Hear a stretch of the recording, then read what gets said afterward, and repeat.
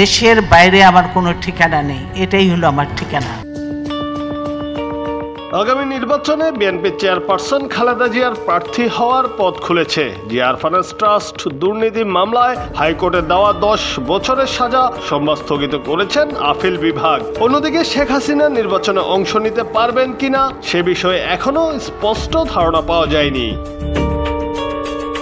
জানা গেছে, Zia charitable trust মামলায় বিচারিক আদালতের দেওয়া 7 বছরের সাজা হাইকোর্টে স্থগিত হলে নির্বাচনে প্রার্থী হতে বাধা থাকবে না সাবেক প্রধানমন্ত্রী খালেদা জিয়ার। দেশে শুধু গাড়ি গালাজ, পার্লামেন্টে গাড়ি গালাজ এড়িয়ে আমরা পার্লামেন্টে নেই, কোথাও নেই, কিন্তু শুধু পার্লামেন্টে খালেদা জিয়া, তারেক রহমান আর জিয়াউর রহমানকে নিয়ে চলছে তাদের যত গালি গালাজ আমাদের ইয়ে করছে।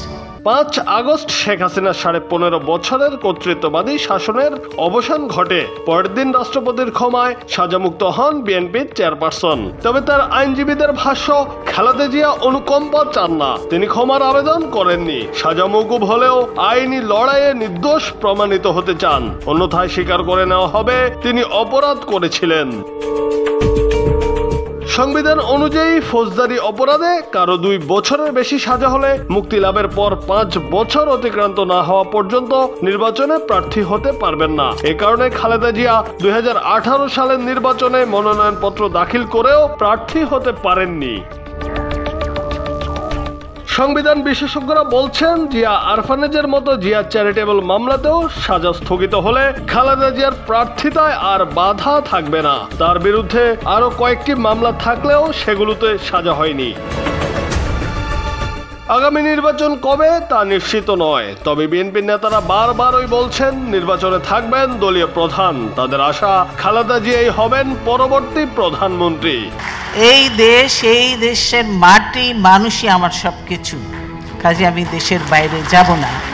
এদিকে ছাত্র জনতার অভ্যুত্থানে পতন হওয়া সাবেক প্রধানমন্ত্রী শেখ হাসিনা নির্বাচনে অংশ নিতে পারবেন না বলে ধারণা করছেন অনেকে। বিপক্ষের অনেক দলের নেতা এবং সমন্বয়করাও চান না শেখ হাসিনা নির্বাচনে অংশ নিক। সমন্বয়করা শেখ হাসিনাকে ফ্যাসিস্ট আখ্যা দিয়ে বলেছেন, বাংলার মাটিতে তার বা আওয়ামী লীগের স্থান নাই, তাই তার নির্বাচনে অংশ নেওয়া আপাতত অনিশ্চিতই বলা যায়। জুনায়েদ আহমেদ, বাংলা টিভি।